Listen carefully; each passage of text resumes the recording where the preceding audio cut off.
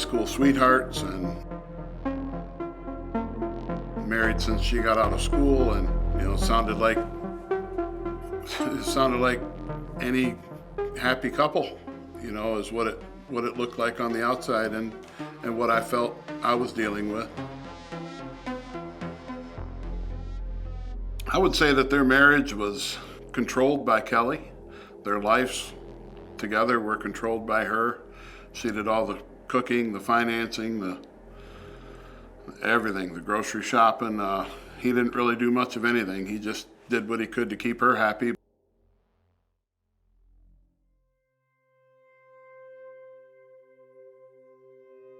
I inquired as to why they moved to Upper Michigan from Indiana, and Kelly's response was, Jason's got medical issues, and Michigan has the medical marijuana law. He can smoke marijuana in Michigan legally for his medical issues, and that too was a red flag for me, being that where they resided in Indiana was only 40 miles or so from the Michigan border in Lower Michigan. So why would you move 6.5 hours into Michigan from Indiana? It didn't really make sense. I was having dinner with Jason and Kelly at a restaurant there in their town, and oddly, she asked him, "Did you show Walt our friend?" I had no idea what she was talking about. And he showed me a picture of a half-naked woman on his phone, and Kelly said, "Yeah, I found a friend for Jason and I because I love him so much that I wanted to keep him happy." And that threw me for a loop.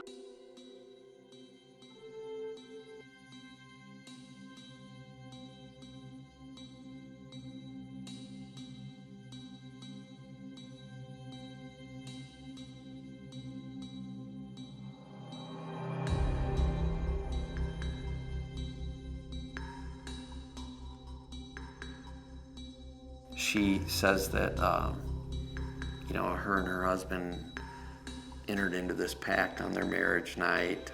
And so she tells me about the marriage pact, about killing each other's lovers or killing the lover. Kelly wasn't exactly loyal to her husband. She cheated on him. She'd had a number of affairs over the course of the marriage, and this was an issue for Jason. Jason would get really depressed when she was having these affairs, and even, to the point where he thought about committing suicide. When they were in the UP, I was aware that Jason had went to a mental hospital for a few weeks. I want to say it was probably mentioned that there was a possible affair with somebody or the marriage wasn't going well.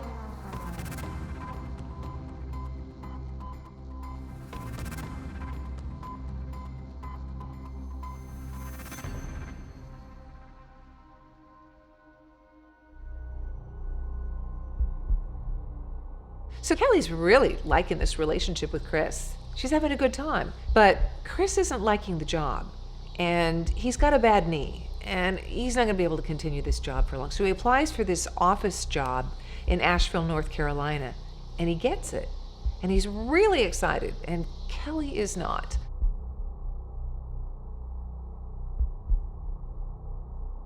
The day before he's supposed to leave Iron River to go to the Carolinas and take this new job, Kelly invites him over for dinner. Come on over, have some lasagna. There might be something else in it for you too. So she figures some farewell sex, that'll lure him over. So Chris comes to the house and the plan gets carried out. And he is having sex with Kelly, and Jason walks in with the shotgun, catches them at it, fires one shot into his head.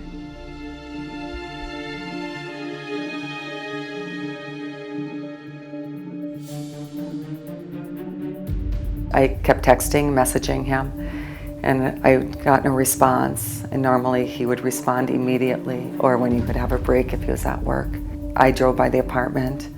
My parents owned the apartments, and it was behind our grocery store. His truck was there, but his car was gone. My sergeant makes contact with Chris Reagan's, vehicle in the park and ride, and gains entry to it, just to be sure that, there's not someone in the trunk or whatever, and notices, on the front seat flipped upside down is a piece of paper with directions. And as she reads me the directions, it matches the directions to Kelly Cochran's house.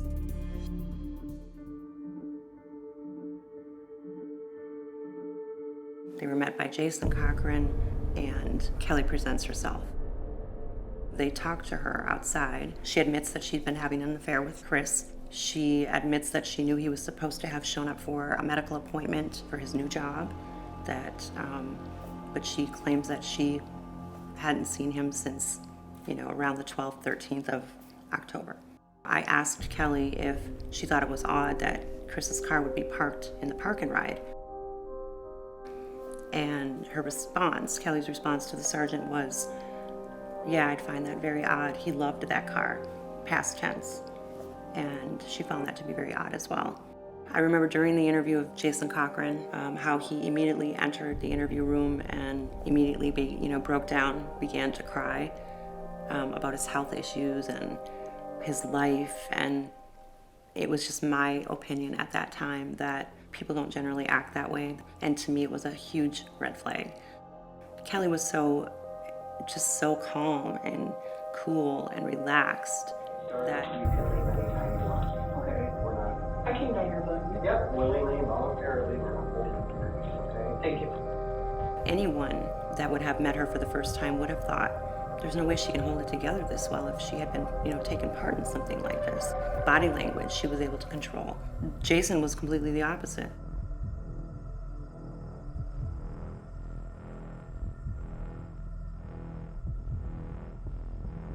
Kelly and Jason Cochran take off. They completely leave, taking just what they could fit in their truck, and would never return to Michigan. So the word was out that they were being investigated, and it's like the black sheep of the town. The new people that came to town know somebody's missing, and I think everybody had red flags up there more so than I did.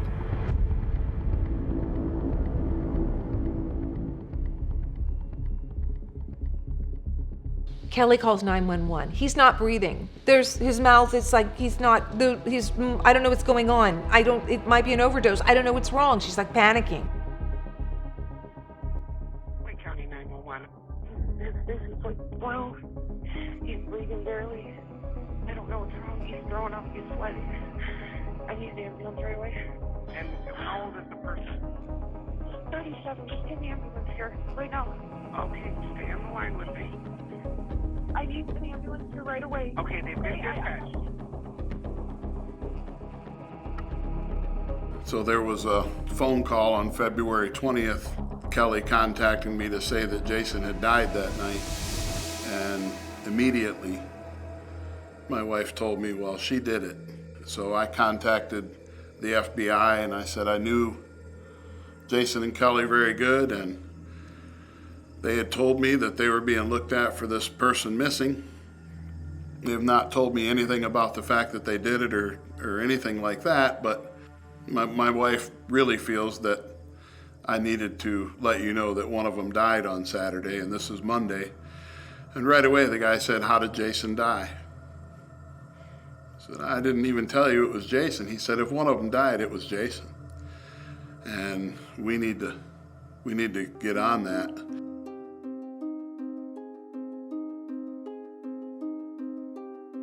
I answered a phone call from the FBI tip line, and they said that they had received an anonymous call. We needed to take a closer look at Jason Cochran's death.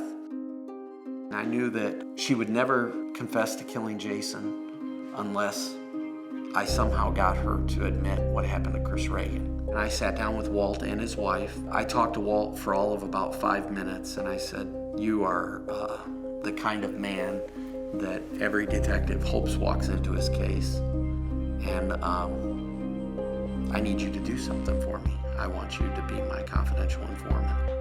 And I said I'd do whatever I could, but I don't know what I can do. And he said, I have an idea, and I want you to call her on a recorded call, and I'd like you to tell her that Jason mailed you a letter a while back and wanted you to hold on to it in case something ever happened to him. If in the event something occurs to me, if I were to die, please forward this letter to the Iron River Police Department. Attention, Chief Laura Frizzo. I called her and I just said I had this letter that Jason mailed me and told me to hold on to another letter and said if anything ever happened to him, I needed to send this on to the police in the Upper Peninsula. And her sigh and her cry and her please don't are 3 things I'll never forget. I was listening, and as soon as he said Jason had sent him this letter, there's this huge gasp for air by her. And the next words are like, don't send it, don't do that, throw it away, whatever it is that she uses. But it's to get rid of it, distance yourself from it, distance me from it, don't do this to me. And for those 30 seconds, it was like I had the biggest fish of a lifetime on, because I knew that she had taken it all the way. And I thought, obviously it didn't go well because he would have called and told me. So I'm sitting in my, office and I open this recording, and when I listened to it, I just about fell off my chair. And I thought, he got her.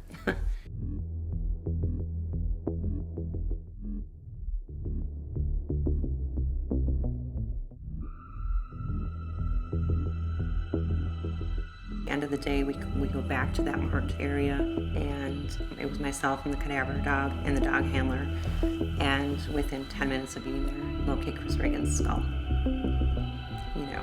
Another thing she showed us that day was where she threw the gun, which the Michigan State Police dive team did recover.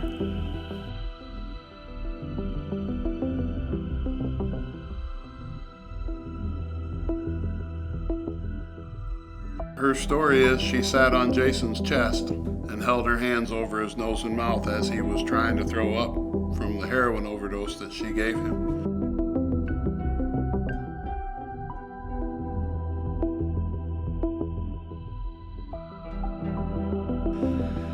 And she wanted him to see her and know that she did that, I think. And I can't wrap my head around that.